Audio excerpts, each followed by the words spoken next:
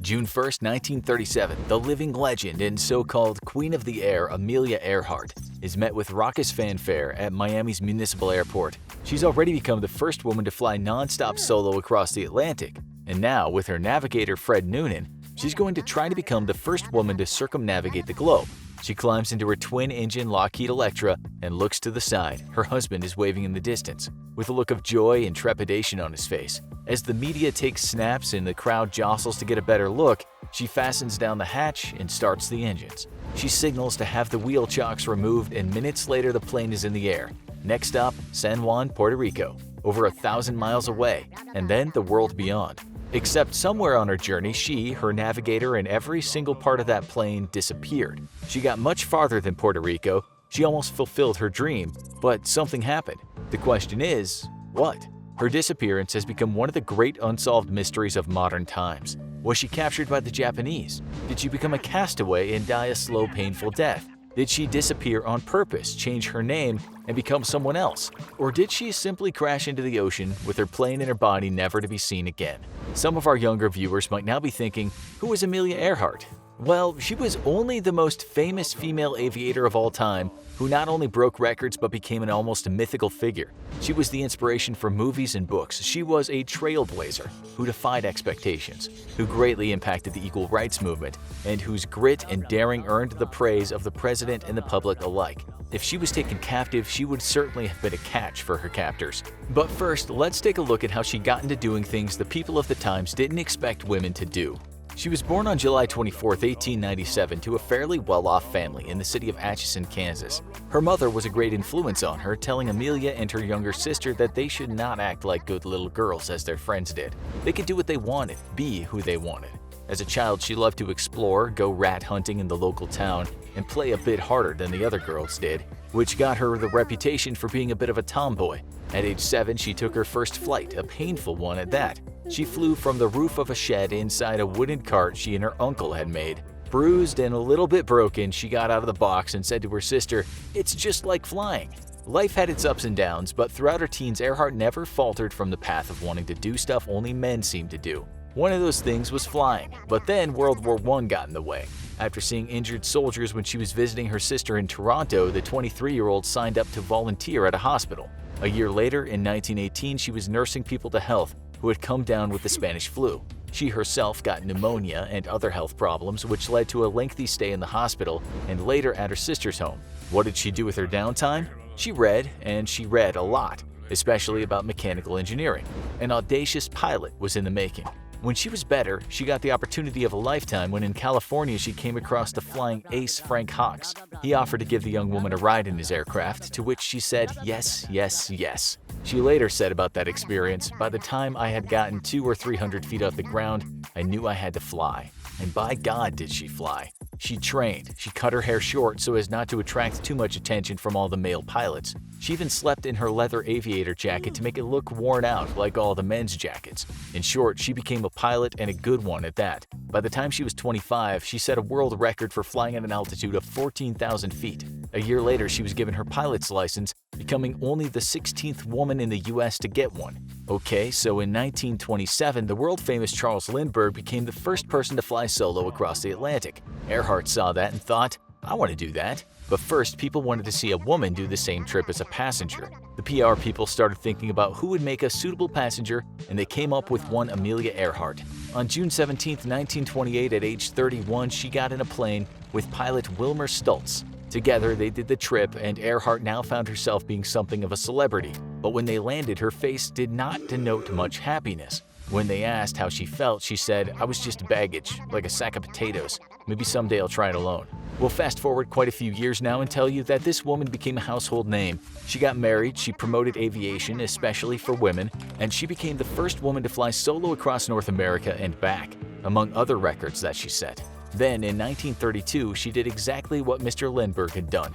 She flew solo across the Atlantic. She set off from Newfoundland in a Lockheed Vega 5B, and 14 hours 56 minutes later, landed in Ireland close to a farm. A laborer on that farm ran up to her plane and asked had she come far, and her response was, from America. He was more than a bit surprised.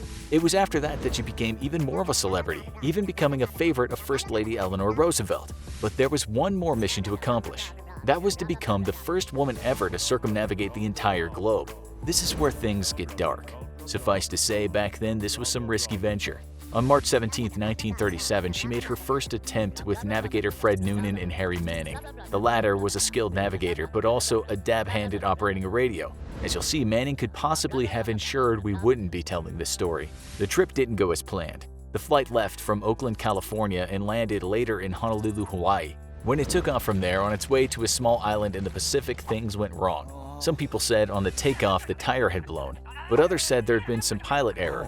Whatever happened, the plane was in a serious state of disrepair. It was over. For the second trip, and this is important, Manning declined to go. He felt too many things had gone wrong the first time. The judgment saved his life. Well, possibly, if you believe Earhart and Noonan died. They were now without a skilled radio operator. The two of them took off from Miami on June 1, 1937, and as you know, lots of people were there to wave them off. They sailed through the first part of the journey, making stops in South America to refuel. They did the same in Africa and the Indian subcontinent, and they also stopped in Southeast Asia. When they arrived at Lae, New Guinea on June 29, 1937, they'd already circumnavigated much of the world. They traveled 22,000 miles and had only another 7,000 miles to go over the Pacific. Their next stop would be Howland Island, a tiny place pretty much smack between Hawaii and Australia. The term middle of nowhere couldn't have been more suitable. Nonetheless, the US had built a small landing strip there, and that's where Earhart could refuel. The Japanese bombed the island a few years later, but that's a story for another day. Anyway, so Earhart and Noonan were in good spirits and ready to leave New Guinea. Close to Howland Island, a US Coast Guard cutter called the Itasca was waiting to guide them down safely onto the landing strip. The crew would be waiting a long time. That day the skies were thick with clouds. It wasn't a good day for flying. On the way, they had radio transmission problems, and it was known that they had only just enough fuel to make the journey. At some point, the Itasca lost contact with the plane for the last time. That was it. They were gone. For the next 80-plus years, people would be asking what happened to that plane. Why was none of it ever found? It wasn't as if an incredibly big search mission wasn't undertaken. We're talking about the most famous female pilot ever, a celebrity that was known and loved by people in the US and beyond. So what are the facts we do know? At one point during the journey, everything was going fine. Earhart communicated that she was flying at an altitude of 10,000 feet, but she said the clouds were thick, so she said she was going to reduce her altitude. 2 hours later, she reported that she was flying at an altitude of 7,000 feet. We also know that there were some problems with radio communication from the plane to the ship. When Earhart was just 200 miles away, she radioed the ship and said, "Get ready for us." The ship was using something called a direction finder, which is a technology that uses radio to direct a plane. Noonan, by the way, had earlier doubted how well the technology worked. Basically, how it does work is two radio transmitters connect from two vehicles, in this case, a ship and a plane. So by doing this, they know how far away they are from each other. What's important though, especially in this case, is that the ship and plane are on the same radio frequency. It's also said Earhart was not very familiar with the direction-finding system. One thing for sure is, while she kept using the radio so her plane could be detected by the ship itself at times couldn't find the plane's 3105 kHz frequency. The radio guy on the ship later said that he was sitting there sweating blood because I couldn't do a darn thing about it. But the plane was so close at that point. In the last call they received from Earhart, she said she thought they were only 100 miles away. This is one of the last things she said on the radio. "Itasca, we must be on you but cannot see you. But gas is running low. Been unable to reach you by radio. We're flying at 1,000 feet. The next call also said that the plane was almost at the island, but they weren't sure of their position.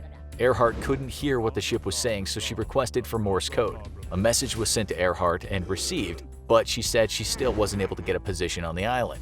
There were more problems with the radio, and then there was silence. Although, and this is important, claims were made that they received a signal from the plane, possibly as it landed somewhere. Some of those signals seemed to lead in the direction of a place called Gardner Island, now Nikumaroro Island, which wasn't too far from Howland Island. It's thought that they could have also landed on other islands, knowing that if they didn't, their fate was the ocean. Okay, so here are some interesting and later some outlandish theories. A massive search operation ensued, with the US Navy and Coast Guard for months going over 250,000 square miles of ocean, not to mention all the spots nearby where they thought the plane could have crashed. They found nothing. As you'll know, some radio signals pointed to the possibility that the plane landed on Gardner Island. The place was uninhabited, although humans had lived there in the past. The US Navy flew over the island and reported that there were no signs of life. But was there a possibility that Earhart and Noonan had become real-life castaways? This is what the report said after looking over the island. Here, signs of recent habitation were clearly visible, but repeated circling and zooming failed to elicit any answering wave from possible inhabitants, and it was finally taken for granted that none were there. But it also said this about a lagoon. Given a chance, it's believed that Miss Earhart could have landed her aircraft in this lagoon and swum or waded ashore. It was believed she wasn't there. Then, in 1940, the Brits landed on that island and they found a human skeleton. They believed they were male bones, but unfortunately those bones were later lost.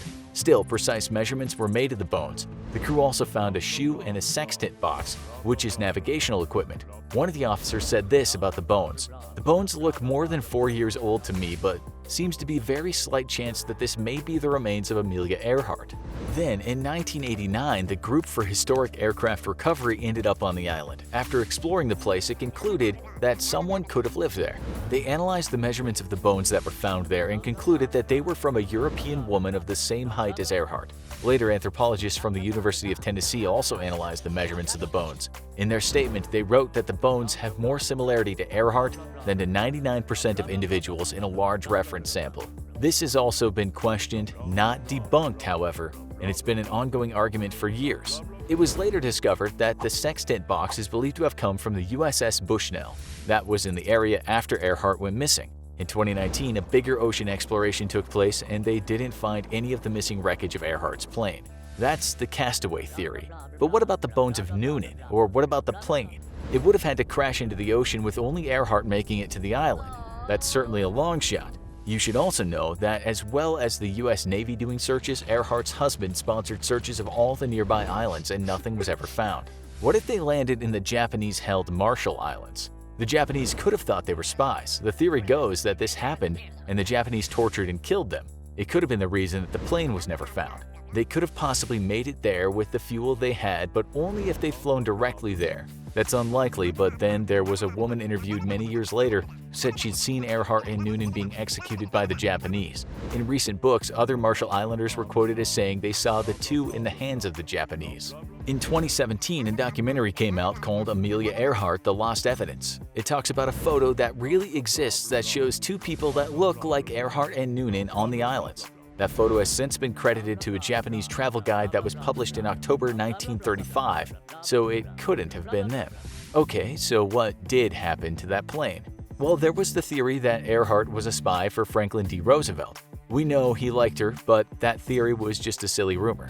Possibly the strangest theory is that Earhart and Noonan flew off together into the sunset and disappeared on purpose. The theory goes that Earhart somehow survived the flight and changed her name to Irene Craigmile Bolam. We don't even know what happened to Noonan. It's proposed that she became a wealthy banker from New Jersey under that name, but why on earth would she have done that, is the question you might ask. Well, in 1965, a man called Joseph Gervais was asked to speak at an event for retired pilots. One of Earhart's friends introduced him to Bolam, and when he met her, he said he knew right then that she was the real Amelia Earhart. He started to research her past and still thought she was Earhart. Then, more research led to the publication of the book Amelia Earhart Lives. This led to a lawsuit, but people didn't give up. When Bolam died in 1982, a researcher asked to take fingerprints of her, and this was denied. Criminal forensic experts have since said the women weren't the same, but that hasn't stopped more writers from saying that this is not true. Bolam might have had an uncanny resemblance to Earhart and even flown planes, but prior to Earhart going missing, Bolam had been married twice and had had one kid. How could Earhart have lived two lives? We'd like to tell you what happened to Amelia Earhart, but the fact is, she is likely going to be on the missing persons list forevermore.